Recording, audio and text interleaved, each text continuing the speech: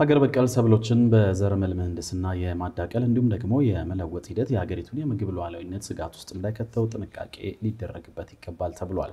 በተለይ እንደ ጤፍና እንሰት ያሉ ሰብሎችን በዘረመል ምህንድስና የማዳቀል ወይም የመተካት ሂደት ሀገር በቀል ሰብሎችን ሙሉ ለሙሉ ሊያጠፋቸው ስለሚችል በጥልቀት መመርመር እንዳለበት ተነግሯል።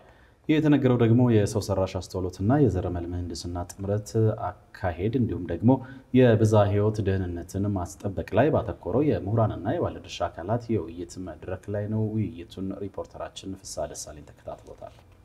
መልካ ኢትዮጵያ የተሰኘ መንግስታዊ ያልሆነ ሀገር በቀል ድርጅት የሰው ሰራሽ አስተውሎትና የዘረመል ምህንድስና ጥምረት አካሄድ እንዲሁም የብዝሃ ሕይወት ደህንነትን ማስጠበቅ ላይ ትኩረቱን ያደረገ የምሁራንና የባለድርሻ አካላት የውይይት መድረክ ዛሬ አካሂዷል።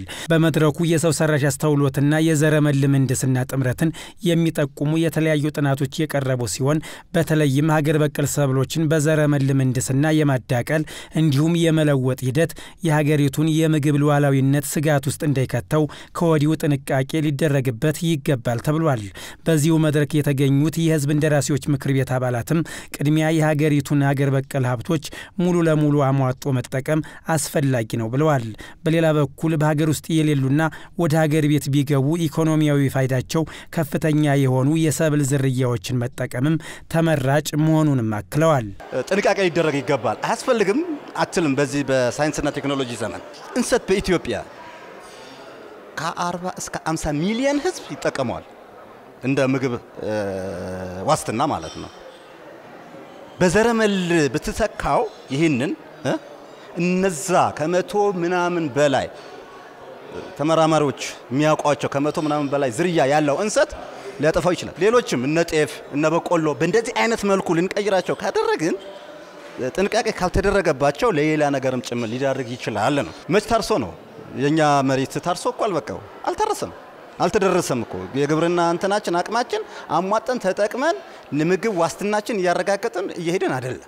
አገር ውስጥ ያሉትን ኢንዲጂነስ ናውሌጆች ተጠቅመን ጨርሰናል ወይ? በተለይ እነዚህ አገር በቀል የሆኑ ዝርያዎችን በአግባቡ ማልማት የምንችልበት አማራጭ ካለ እነሱ ላይ ኢንቨስት ማድረጉ የበለጠ ተመራጭ ይሆናል የሚል አስተያየት አለኝ።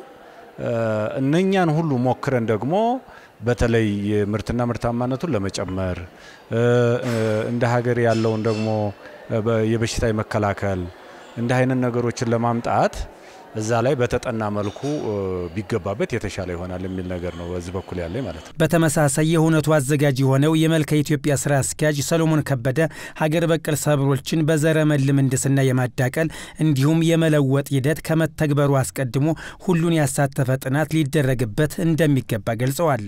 አሁን የሚተገበረው ሰብሎችን በዘረመል ምህንድስና የመለወጥ ሂደት የሀገሪቱን የምግብ ሉዓላዊነት ስጋት ውስጥ እንዳይከተው ይበልጥ ጥንቃቄ ሊደረግበት ይገባል ብለዋል። እኛ ሀገር ጤፍን የመቀየር ስራ እየተሰራ ነው።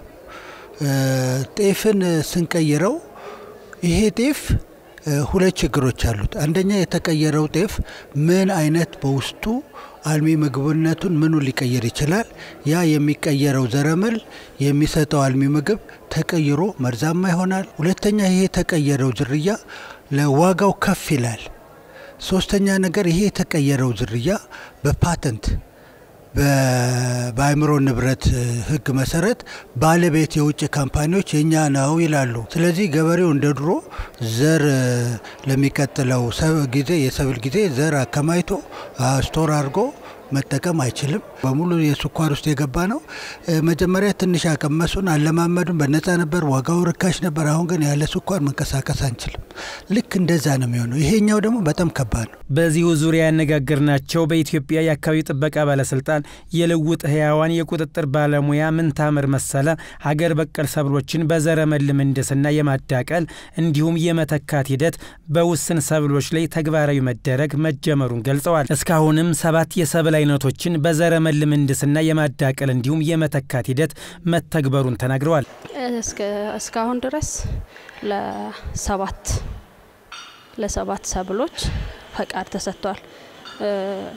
2 ወደ አካባቢ የመልቀቅ ፈቃድ ኮተን ላይ እንደገና ደግሞ ቢቲጂቲ ኮተን ላይ 3ኛው የበቆሎ ሌላው በሙከራ ላይ ያሉ ናቸው ላብራቶሪ ላይ ያሉ እንደገና ደግሞ ፊልድ ላይ ሙከራ ላይ ያሉ ወደ 4 ሰብሎች የሰብል አይነቶች አሉን ማለት ነው። ለምሳሌ እንሰት ልውጥ የተደረገው የባክቴሪያን የሚቋቋም አይነት እንሰት ነው። ፈቃድ እየተሰጣቸው ቁጥጥር እየተደረገባቸው ሊቀጥሉ ይገባል። ምክንያቱም ቴክኖሎጂን የመጠቀም መብት አርሶ አደሩም አለው።